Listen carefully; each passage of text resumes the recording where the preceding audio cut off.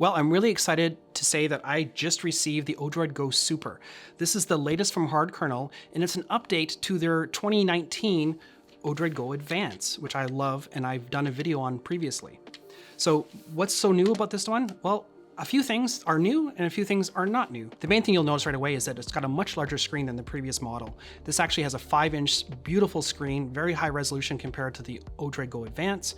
And it's also got a much more interesting form factor. Like I said off the top, it's kind of like a Nintendo Switch in the form factor. It's got these nice, smooth, rounded edges, so it feels really nice in your hand.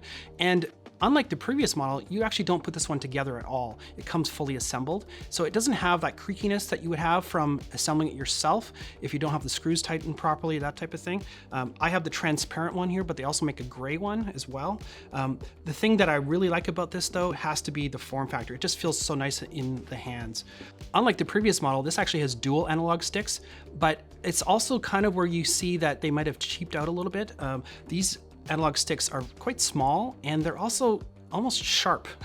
They actually don't feel good in the hand at all. And I've seen a few other people have already replaced them with PSP Vita analog sticks. And fortunately, it's a fairly easy swap out to do that. But those are going to add a little bit more cost to the overall price of this device, which I didn't actually cover. This is actually a pretty good value. This is about $90 US, and I had it shipped to Canada. It was roughly about $140 Canadian delivered. So, you know, for what you get, it's pretty amazing. Like the previous version, it also can play all of the old consoles and arcade machines that you want, up to Dreamcast and PlayStation 1 games. If you're enjoying these videos, make sure you subscribe and don't forget to hit the bell icon to be notified the next time we have a new one. And if you want to know more about these products, make sure you leave a comment down below. We'd love to hear what you'd like to see. So on the top, we have dual shoulder buttons, which is really nice, L1 and L2, R1 and R2. We also have a volume buttons, so up and down, very handy to have that directly there. They're kind of big, and I find I am actually grabbing them by default when I pick up the device. You've also got a headphone jack, which is nice, and you've got a Gpio port, which I'm kind of wondering in this particular form factor why we need this still. I don't know if a lot of people are actually using the Gpio port on this particular type of device because the main purpose seems to be emulation, and you're not really going to be hacking weather stations and other apps and things like that with external accessories that you would plug into that. We also have a USB-C charge port, which is great. It even comes with a USB-C cable as well for charging. It's also got a USB-A port, which is where you put in your dongle, or you can even plug it in to a controller or a keyboard and actually use that as well, which is really quite handy. On the bottom, we just have the SD card slot, and it's recessed, and unlike the previous one, it actually has a little click. So you push it in and then you push it out so that you can pop it out really easily, and it stays in very tight. On the back, we have ventilation ports right over top of the rock chip CPU. There's probably enough room in there to add some kind of a heatsink, but I haven't done anything yet to this. There's also a single speaker, so it's kind of right where you grab it, so it can be a little muffled sometimes, but probably the best experience is with headphones anyways. And then we also have, you can see the giant battery. It's a 5,000 milliamp battery, so it's got a lot of juice. So far, I've only had to charge this thing once in the couple days that I've been using it straight.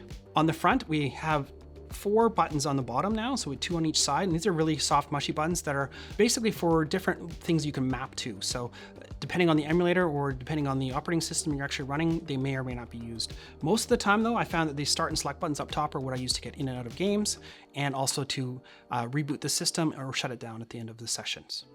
Overall, I think it's a really great value for the price of what you get. It's just starting to get sort of some traction with the developers who are porting the older versions of their operating systems over. And because it's so familiar of a form factor, you can actually use your Nintendo Switch cases with this quite easily. So that's really nice. And you have a lot of options there on Amazon or other places. The screen has a 16:9 aspect ratio.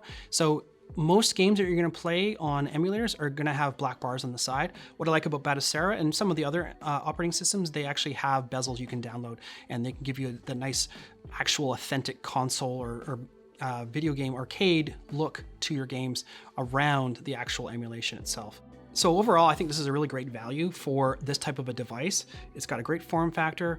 It's got all the possible consoles and game support that you could ever want. I should mention though, it doesn't come with any ROM, so you do have to do that on your own, but Google is your friend for that, and it's pretty easy to find what you need online. Also, be careful if you're shopping for these type of devices on Amazon. There's a lot of them out there, a lot of very similar looking devices, but just make sure you understand what the chipsets are that are running it and what's included, because sometimes you'll see like 801 games that are included in it, but it's really only a couple hundred games repeated multiple times with different names. And even then, they're not very good games. They're not the A-list titles that you might expect that you can put on yourself on this particular device. And those other consoles, you can't even change what's there. And their processors are just so underpowered, they can barely even render a Nintendo ROM as well. So just be careful. I got this from Ameridroid.com. It's a US-based reseller for HardKernel, which is based in Korea. You can get the Odroid Go Super from either of those places. I thought Ameridroid would be a little bit faster because it's within North America for me to Canada, and it was actually quite fast. It only took a couple days to get from California to British Columbia, so that was great.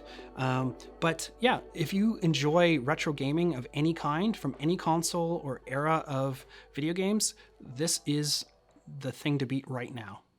So if you enjoyed this video, make sure you check out our other videos on our channel, even our previous video about the Odroid Go Advance. I still really enjoyed this console. It's very nice and small, but you know, it's kind of been taken over by its big brother, the Odroid Go Super.